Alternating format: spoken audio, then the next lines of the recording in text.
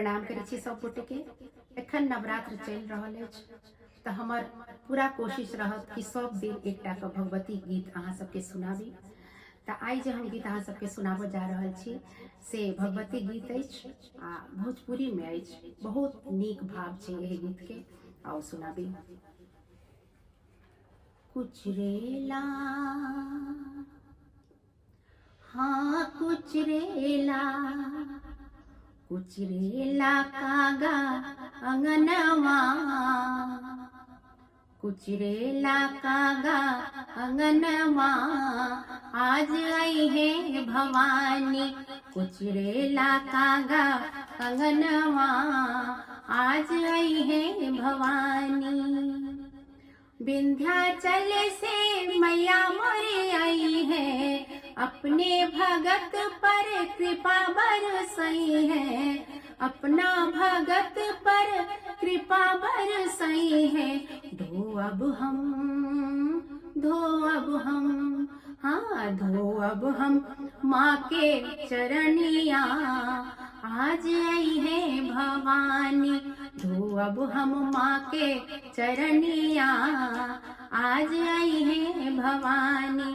कुचरेला कागा अंगनवा, आज आई है भवानी। लाल लाल साड़िया लाल लाल लहंगा, लाल लाल साड़ी हाँ लाल लाल लहंगा, सुरहो श्रृंगार करी मैया के सजायब, सुरहो श्रृंगार करी मैया के सजायब। ओढ़ायब हम हाँ ओढ़ायब हम माँ के चुनरिया, आज आई है भवानी। कुचरेला कागा अंगनवा, आज आई है भवानी। धूप दीप माला डाली सजायब, धूप दीप माला फूल डाली सजायब।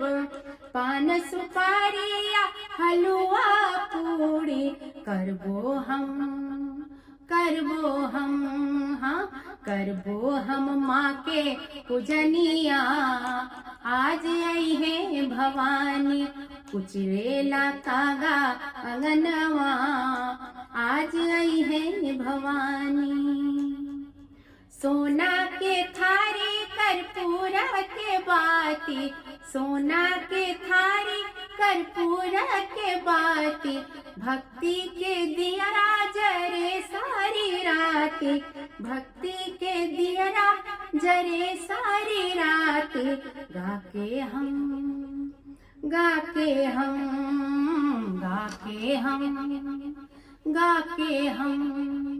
गा के सुनायब भजनिया, आज आई है भवानी।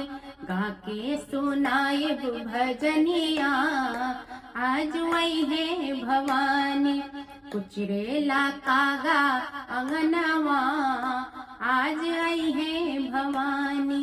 कुचरेला कागा अंगनवा, आज आई है भवानी।